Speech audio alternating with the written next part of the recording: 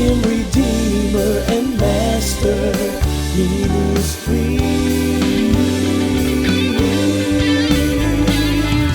I am Redeemer and Master Ministries.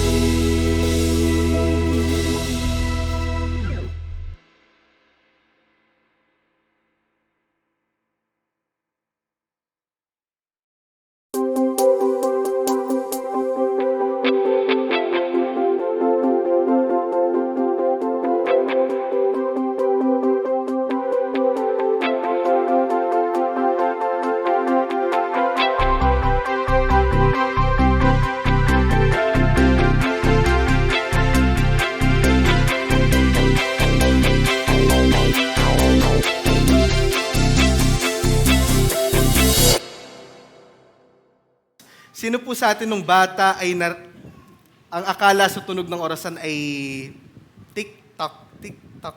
Yun ba ang pagkakaalala po natin? Pero nung bata ako, na-realize ko, nilapit ko yung tenga ko sa orasan, puro tik-tik-tik lang pala yung tunog niya. Pero this morning, ay kukuhanin natin yung naging traditional na akalang tunog ng orasan para ating pag-usapan yung topic natin this morning. At iyon ay Yan. Think, talk. Think, talk. Think, talk. Spending your time wisely. Kailangan nating isipin kung saan ba natin i-spend ang ating time, maging wise tayo sa paggamit ng ating oras. Kasi lahat tayo equally, meron tayong 24 hours per day, tama ba? O meron magsasabi dito na meron akong 26 hours sa isang araw. Wala naman lahat tayo may 24 hours. Kaya kailangan natin mapag-isipan, maging wise tayo sa pag-spend natin ng time. Kaya nung bata ako at na-realize ko na ang tunog ng clock ay tick-tick-tick, kaya ako ay napa-think, think, think. Biro lang po yun. Ayan, nice one. Ayan, pero magpatuloy po tayo mga kapatid. Pag-uusapan ng oras, merong common question at alam ko lahat tayo ay masasagot natin ito. Siguro hihingi na lang ako ng tulong sa ating multimedia team. Sabi dito, what activity usually takes the majority of your time, of my time? Anong mga activity, mga ginagawa natin ang usually nagkumukuha ng malaking oras natin? Meron ba makakapag mag-volunteer, magsasabi kung ano yung top 1 sa regular day? Cellphone? Pwede. Trabaho? School? Maglaba? Ano pa? Pag-chismis, sabi ni Pastor. Ano pa? Entertainment, katulad din po ng cellphone. So, tignan natin ang isang usual na ginagawa ng isang kabataan sa kanyang buong araw. Regular day, okay? At alam ko may variety, pwedeng magkaroon ng various do sa iba't ibang time sa ating mga sitwasyon. Pero ito yung regular na ginagawa. So sabi, work, studies, 9 hours, kasama yung lunch. Sleep, 7 hours. Yung iba, mga kabataan, nakaka 8 hours pa. Me time, kasama dito yung paliligo, kasama yung pagse-cellphone, chores, kasama yung paglalaba, paghuhugas, pagwawalis, travel, papunta sa work, pag-uwi. At 1 hour kay God. Nakakatuwa na nga tignan kung may 1 hour para ibigay kay God eh. Pero ang question mga kapatid, ito, how much time do you think you spend time for God? Kung tayo ang sasagot, kahapon kaya, ilang oras ang binigay kong oras para sa Panginoon? Nung Lunes, ilang oras ang binigay ko para sa Panginoon? Nagbasa ako ng Bible reading, dahil 3 verses lang, 1 minute ko lang binasa. So nagbigay ako ng 1 minuto para kay God. Kung tayo ang makakasagot niyan mga kapatid, how much time do you think you spend time for God? Gaano kayang oras ang binibigay natin sa ating Panginoon? Kaya mga kapatid, this morning, talagang mas mag-aaral tayo kung paano nga ba tayo mag-i-spend ng oras sa ating Panginoon. Paano natin i-manage yung ating oras para talagang ito ay maging God-glorifying. Lahat tayo may iba't ibang ginagawa. Nagtatrabaho, nag-aaral, nasa bahay, nag-aasikaso ng mga anak. Pero paano natin magagawa yung ating buong oras ay nakaka-glorify sa ating Panginoon? Ngayon po tayo po tumayo mga kapatid para po sa pagbasa po ng ating verse na pag-aaralan this morning. Basahin po natin sabay-sabay. 1, 2, 3, go.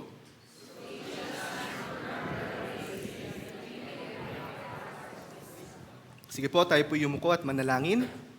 Panginoon, nawa po ngayon pong umaga, tulungan niyo po kami na mas maintindihan pa na kung paano po kami magiging steward of time, Panginoon. Stewards of time. Panginoon, tulungan niyo po kami na maging faithful din. Tulungan niyo po kami na mas maintindihan pa ng oras po ay mula po sa inyo, ang aming buhay ay mula po sa inyo, kaya marapat lamang po na i-offer po namin ang aming buhay po sa inyo, aming Ama. Holy Spirit, nawa po i-edify niyo po kami at nawa po mag-glorify po namin kayo sa aming pong pag-aaral this morning. And this I pray in Jesus' name. Amen. Tayo po yung makakaupo na po. Kanina nakita po natin yung topic natin na Think Talk, Spending Your Time Wisely. At wala na akong maiisip pa na mas best na gagawin sa pag-spend ng time natin, kundi ito. To spend your time wisely is to use it for God's glory. To spend your time wisely is to use it for God's glory. At para mas maintindihan pa po natin, pag-aaralan po natin ng dalawang bagay, two things that a wise steward of time does. Dalawang bagay lang po na maikli. Number one is acknowledge that time is limited. Sabihin nyo nga po yan, acknowledge that time is limited. Limitado lamang. Sabi nga, 24 hours lang a day. Hindi naman yan infinite. Kaya sabi dito sa verse, so teach us to number our days. Hindi po ibig sabihin nito na turuan niyo po kami na bilangin kung ilang araw na lang kami nabubuhay. Hindi po ito yun Kundi ito po ay paghingi ni King David sa ating Panginoon na tulungan niyo po kami ma-remind palagi, i-acknowledge palagi na ang aming araw ay hindi permanente dito sa mundo. Tulungan niyo po kaming ma-remind na yung araw po namin ay limited lamang dito sa mundo. Teach us to number our days. And hindi tayo nabubuhay dito sa mundo ng forever. Hindi tayo nabubuhay dito sa mundo ng forever. Limited lang po ang ating mga oras. Kagaya po ng isang nagtatrabaho or nag-aaral, talagang ang hinahabol ay yung deadline. Tama ba? Pag may work, may kailangang ipasa sa school or sa work, kailangan habulin yung deadline. Doon mo na mas napapansin na ang bilis-bilis ng oras. Tama ba? O kaya pag meron tayong ginagawang kinabibisihan natin, di natin namamalayan, uy, 4:00 na pala. Hindi natin namamalayan yung bilis ng oras at hindi natin matatakasan ng realidad na ang oras ay tumatakbo. Ang oras ay mabilis. Ang oras ay limitado. Kaya sabi po dito sa Psalms 39 verse 4, O Lord, make me know my end and what is the measure of my days. Let me know how fleeting I am. Behold, you have made my days a few handbreadths, and my lifetime is as nothing before you. Surely all mankind stand as a mere breath. Sabi dito, Panginoon, tulungan niyo po ako na alamin ko yung aking katapusan at aking sukatin yung aking mga araw. Hindi rin po ito literal na paalam sa atin kung kailan tayo mamamatay, kundi talagang ipaalam sa atin ng ating Panginoon na limitado ang ating araw, limitado ang ating oras, at kailangan nating itong spend sa the best way na kailangan nating magawa. Yun ay i-glorify ang ating Panginoon. At alam niyo mga kapatid, sabi nga, time is something that once lost, you can never get back. Again, time is something that once lost, you can never get back. Yung tipong may nasabi kang masakit sa kapwa mo, dahil hindi mo na mabalik yung oras, wala na, nandun na yon.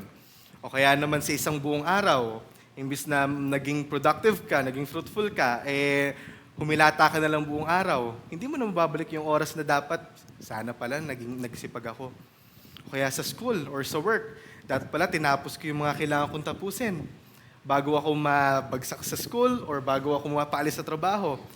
Ngunit hindi na natin mababalik ang oras. Kaya dapat mga kapatid, maging wise tayo sa pag-spend ng ating time. Hindi katulad ng oras ang pera. Ang pera, pag nawala, pwedeng bumalik. Ang oras, pag nawala, hindi na natin mababalik. Kaya nga mga kapatid, kailangan maging wise tayo. Maging wise tayo sa pag-spend ng ating time. At para mas ma-visualize natin yung ini-spend nating time para sa ating Panginoon. Kasi sabi nga natin, um, ano nga yung natin, balikan natin dito? To spend your time wisely is to use it for God's glory. Tignan natin yung mga time na ini-spend natin sa ating Panginoon for one whole month. Isang buwan lang muna para mas madaling i-grasp.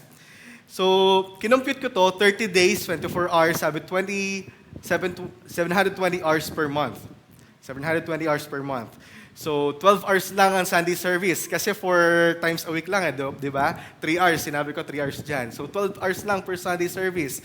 Prayer and reading, 12 hours. Namali lang ng spelling dyan. 15 hours, prayer and reading. So, kung kukompute natin, yung isang buwan, ganito lang yan mangyayari sa chart. Yung personal time natin yung blue, at yung time natin for God is yung orange. Napakalaki ng difference. Napakalaki mga kapatid. Kaya ang nakakalungkot, minsan, ganyan na nga lang yung binibigay natin na oras sa ating Panginoon, minsan pinagkakait pa natin eh. Pag-attend sa service, kinakatamaran. Pagbabasa ng Bible, 5 minuto na nga lang minsan, di pa magawa. Grabe yung nagiging selfishness natin mga kapatid sa ating oras. Hindi tayo nagiging wise. Hindi tayo nagiging wise. Mga kapatid, yung mga oras, yung mga bagay na pinagkakabalahan natin dito sa mundo, alam nating hindi temporary lang, hindi siya permanente.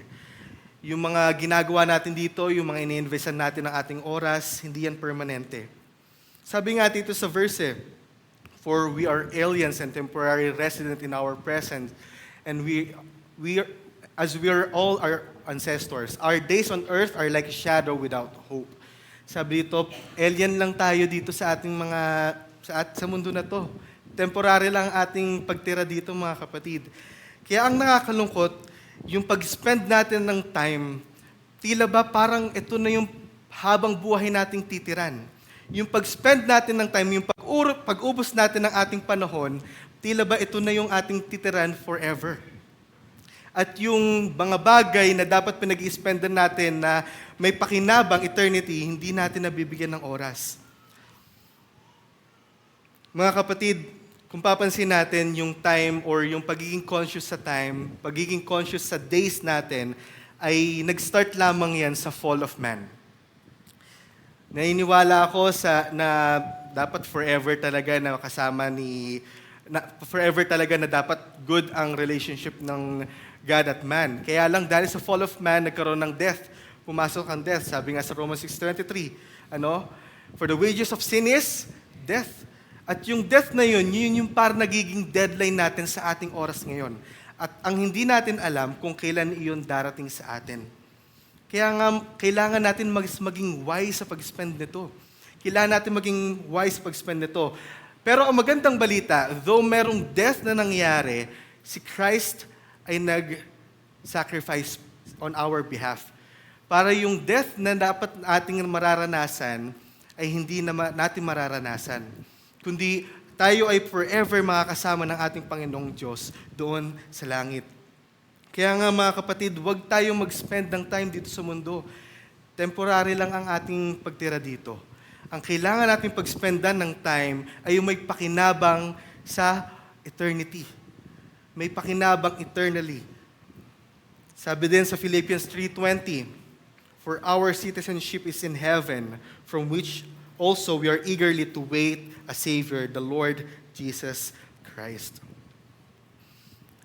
Sa atin mga kapatid, kung tayo ay susunduin ng isang tao, susunduin tayo, aalis, pupunta sa isang magarbong lugar, ang gagawin natin dyan, number 1 ay magpe-prepare. Tama ba?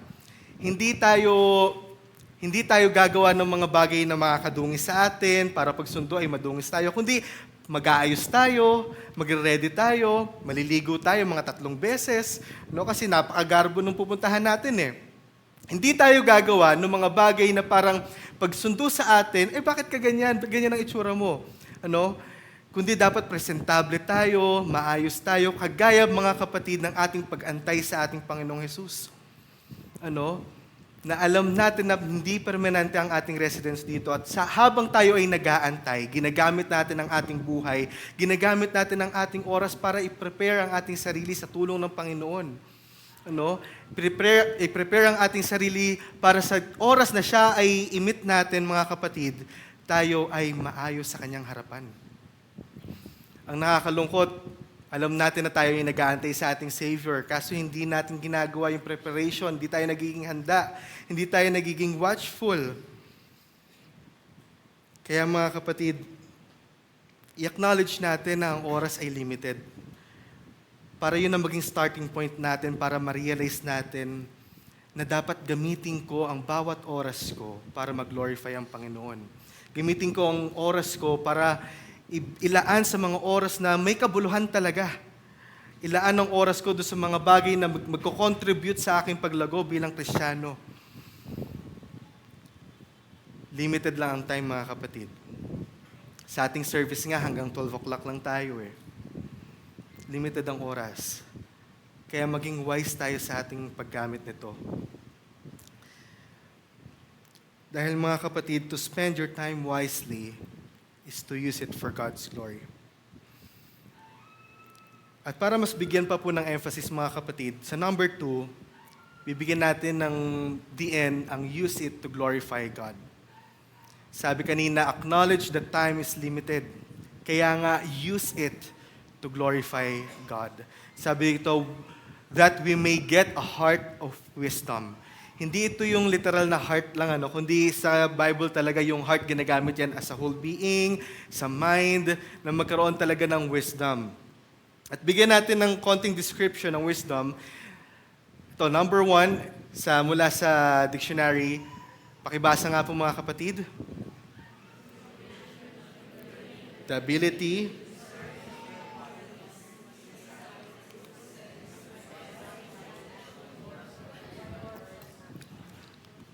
Thank you po. At basahin naman natin ang more biblical view pagdating sa wisdom. Pakibasa po.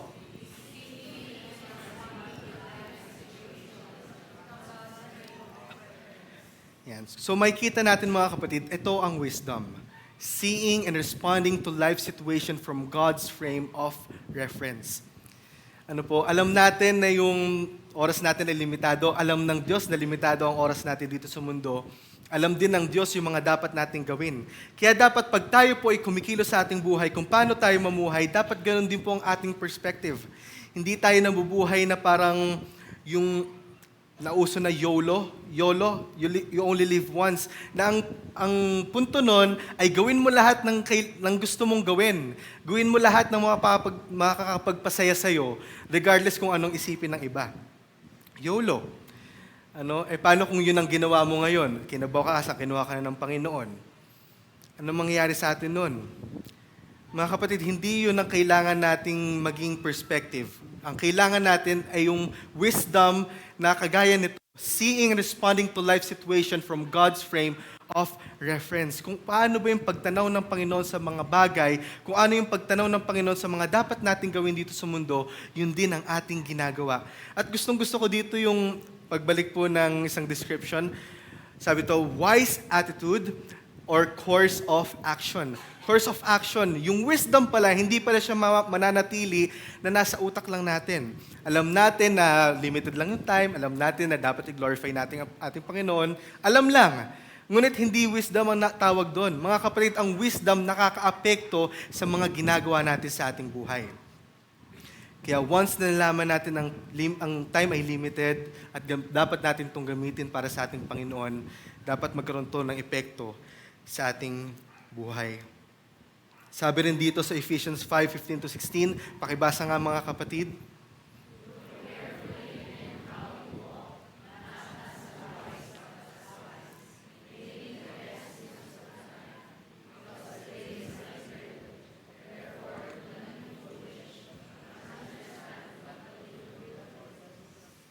Making the best use of time. At ano nga yun, mga kapatid? To glorify God. Wala nang mas hihigit pa, wala nang mas best pa doon na dapat nating gawin, mga kapatid. Dapat i-spend ang ating time, kundi i-glorify ang ating Panginoon sa lahat ng ating gagawin. I-glorify siya sa araw-araw, hindi lang tuwing linggo, tuwing alas 10 at alas 4, kundi araw-araw ng ating buhay, mga kapatid, making the best use of time. At ito ay pag-glorify sa ating Panginoon. Pag-glorify sa ating Panginoon. Isipin natin, mga kapatid, kung ano yung mga ginagawa natin sa araw-araw. Balikan natin kung ilan doon yung nakaka-glorify sa ating Panginoon at alin doon yung hindi. Balikan natin, magbalik tanaw tayo. Kahapon, sa mga ginawa ko, ano yung mga pinaglalaanan ko ng oras na naka-glorify sa ating Panginoon at hindi. Isipin natin, mga kapatid. Na-advance po doon. Pero isipin natin, mga kapatid, ano yung mga pinag-ispendan natin ng ating ng time? Nagagamit ba natin to para i-glorify ang ating Panginoon? Alam po natin na lahat ng ating ginagawa sa ating Panginoon ay may kabuluhan. Hindi yan mababaliwala. Amen? Maski yung mga ginagawa natin araw-araw, tayo ay naglalaba, naiisip natin kung gaano kabuti ang ating Panginoon, hindi naiisip kung pagrereklamo, nag-glorify natin na ating Panginoon. Sa ating mga iniisip pa lamang, nag-worry tayo, nag-spend ng time yan. Nag-glorify ba natin ang ating Panginoon? Sa ating mga pag-i-scroll sa social media, pag-iisip sa ibang kapwa, sa pag-neglect sa mga oras na dapat binibigay natin sa ating Panginoon, nag-glorify ba natin siya? Wala nang mas best, mga kapatid, na pwede nating paggamitan ng time kundi i-glorify ang ating Panginoon. Wala na. Nakaupo ka dyan, mga kapatid, nakikinig ka ng sermon, nag-glorify mo ang Panginoon. Alam nyo, na-realize ko, hindi tayo pwedeng mag-multitask pagdating sa pag-glorify sa ating Panginoon. Sabi nga, it's either you glorify God or you sin against God. Hindi pwedeng nag-glorify mo ang Panginoon at nagsisin ka against sa Kanya. Isa lang, mga kapatid, ang pwede mong gawin dyan. At of course, bilang mga Kristiyano, ang gusto natin is to glorify God. Hindi tayo pwedeng kumanta dito, pero sa isip natin, may galit tayo.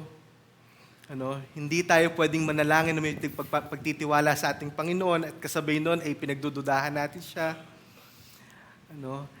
Hindi natin pwedeng mag-glorify ang ating Panginoon sa ating habang nag-OPM, pero sa kasabay nun, nag-iisip tayo na masama sa ating kapwa.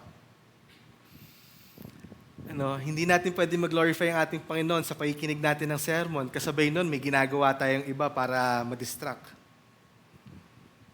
Mga kapatid, dalawa lang yan. It's either you glorify God or you sin against God. Kung sa tingin mo yung pag-neglect mo ng pagbabasa ng Bible, pagpe-pray, nag-glorify mo ang Panginoon, magdalawang isip ka na, kapatid. Kung sa tingin mo, nag-glorify mo ang Panginoon sa pagpili mo na hindi magsimba, magdalawang isip ka, mga kapatid, magdalawang isip po tayo. Kung sa tingin po natin, nag-glorify natin ang ating Panginoon, na ginagamit natin yung oras natin sa mga makupundong bagay na hindi nakaka-glorify sa Kanya, mag-isip tayo, mga kapatid. Sa mga oras natin, mga kapatid, sa oras na meron tayo, dalawang bagay lang ang pwede natin gawin sa lahat ng mga bagay na pinagkakabalahan natin.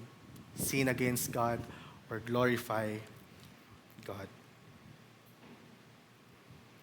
Sabi nga rin dito sa 1 Corinthians 10:31, alam natin to, so whether you eat or drink or whatever you do, do all to the glory of God. Ito nga, pinaka-basic na to, eat or drink nga eh. So, meaning lahat ng ating gagawin, whatever you do all to the glory of God. Gawin natin, mga kapatid. Hindi natin mag-glorify ang ating Panginoon sa hindi natin pag-attend sa life group. Hindi natin mag-glorify ang ating Panginoon sa hindi natin pag-attend ng prayer meeting.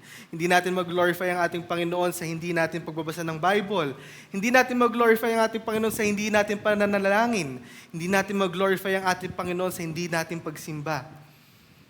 Mga kapatid, maging wise tayo sa paggamit ng ating time. Dahil yung ibang ginagawa natin na hindi nakaka-glorify sa ating Panginoon, walang kwenta yan. Sinasayang mo lang ang oras mo dyan, mga kapatid.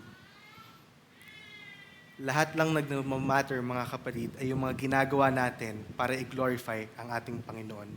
Sa ating work, glorify natin ang ating Panginoon. Sa ating studies, glorify natin ang ating Panginoon. Sa ating mga ginagawa sa bahay, papurihan natin ang ating Panginoon. Sabi nga mga kapatid sa pinag-aralan natin last week, ang isang katangian ng isang faithful steward or isang ginagawa ng isang faithful steward ay kukunin natin yung number 1 na pinag-aralan natin last week. Sabi dito, admit God's ownership. Admit God's ownership. Mga kapatid, yung time very connected yan sa ating life. Napaka-connected niyan. Parang hindi mo mahihiwalay yung oras sa ating buhay. At alam natin na lahat ng bagay na nandito sa mundo, ang may-ari ang Panginoon. Ang buhay natin ay may-ari ang Panginoon. Ang oras natin, ang may-ari ay ang Panginoon. Kaya mga kapatid, marapat lamang na sa ating oras, sa bawat oras na tumatakbo sa ating buhay, ang goal natin, ang naisin natin ay i-glorify ang ating Panginoon. I-glorify ang ating Panginoon. Mag-evaluate tayo mga kapatid. Ano pa ba yung mga ginagawa ko ngayon sa aking, ano pa ba yung mga pinag-i-spendan ko ng time na hindi naman nakaka-glorify sa ating Panginoon? Ano pa ba yung mga pinag-i-spendan ko ng time na tila nagbibigay ng kalungkutan sa ating Panginoon, na hindi ako nagiging wise, na instead na nag-iimbak ako ng treasure sa heaven sa pamagitan ng pag-i-spend ng time to glorify God, nag-i-spend ako ng time para magkasala laban sa ating Panginoon. Mga kapatid, isipin natin. Meron ngang awitin, mga kapatid, na very familiar sa ating lahat. At for sure, pag kinakanta ng ilan sa atin to, napapayak-iyak pa eh. Ito yung kantang, yan, patulong na lang po. Kantang Kalakip ng Awitin. Kita natin yan dyan. Sabi dito, kung mayroon lamang akong 1,000 buhay, hindi pagkakait lahat sa'yo'y ibibigay. Yung 5 minuto lang sa isang araw, hindi maibigay. 1,000 pa kaya. 3 oras lang na pagsimba tuwing linggo, hindi mabigay. 1,000 buhay pa kaya.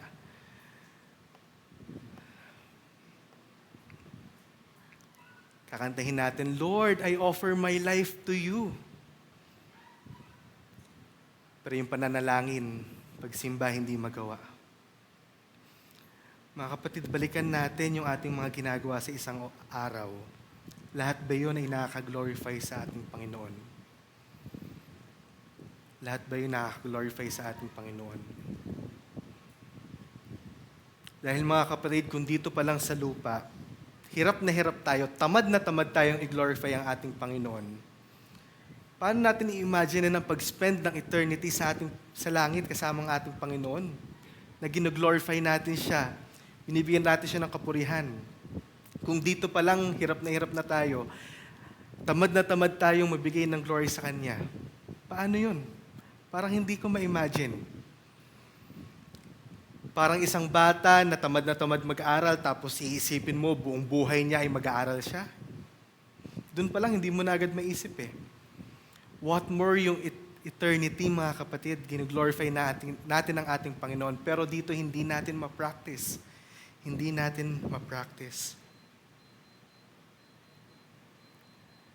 Kaya nga, mga kapatid, sa ating pamumuhay dito sa mundo, dapat nakatuon ang ating isipan doon sa makalangit na kaisipan, makalangit na bagay.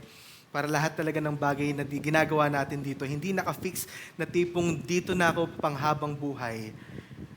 Dahil hindi tayo permanente dito, mga kapatid. Sabi nga dito sa 1 Corinthians 7:31, isang katotohanan na naman, you should use the things of the world without letting them become important to you. This is how you should live, because this world, the way it is now, will soon be gone. Kaya mga kapatid, Kahangalan, mga kapatid, ang paggamit ng ating oras kung ito'y gagamitin lamang natin sa mga makamundong bagay at hindi natin gagamitin to glorify God. Because to spend your time wisely is to use it for God's glory. Wala nang masihigit pa. Wala nang mas bebest pa na paggamitan natin ng ating time, kundi i-glorify ang ating Panginoon. In all we do, sa araw-araw ng ating buhay, mga kapatid, glorify ang ating Panginoon. Sa lahat ng ating ginagawa, sa lahat ng ating pinupuntahan, lahat ng ating iniisip, glorify natin ang ating Panginoon. 24/7, mga kapatid, consider natin at isipin natin palagi kung paano natin mag-glorify ang ating Panginoon. And to remind us, mga kapatid, sa dalawang bagay na ating pinag-aralan. Sabi dito, 2 things that a wise steward of time does: acknowledge that time is limited and use it to glorify God. So teach us to number our days that we may get a heart of wisdom. So mga kapatid, sa lahat ng oras, sa bawat takbo ng oras, i-spend natin to wisely. Tayo po yung manalangin. Panginoon, salamat po sa oras po na ito. Tulungan niyo po kami na ma-remind araw-araw na ang aming oras po ay limitado lamang dito sa lupa. At hindi po namin ituon ang aming kaisipan sa makamundong bagay. Kundi, Panginoon, tulungan niyo po kami na sa bawat oras, bawat minuto, bawat segundo ng aming buhay, bawat hininga, Panginoon, ay mag-glorify po namin kayo. Sa lahat ng aming mga ginagawa, i-remind niyo po kami, Panginoon, at tulungan niyo rin po kami na ma-identify yung mga bagay po na hindi po nakaka-glorify po sa inyo. Para po unti-unti ay mailis po namin to sa aming buhay, aming Ama. Tulungan niyo po kami na patuloyan, Panginoon, na malinis sa aming buhay, na maging kawangis pa po ng aming Panginoong Jesus.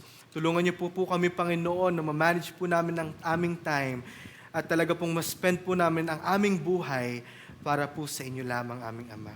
At kinikilala po namin ngayong umaga nang wala na pong mas best pa na gagawin po o pag-ispendan po namin ang aming time, kundi i-glorify po kayo.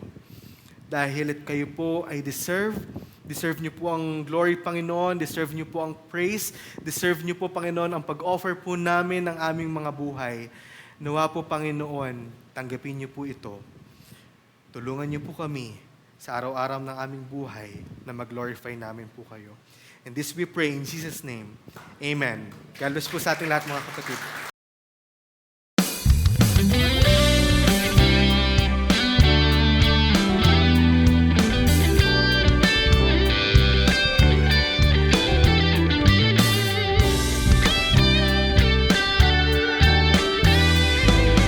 I am Redeemer and Master.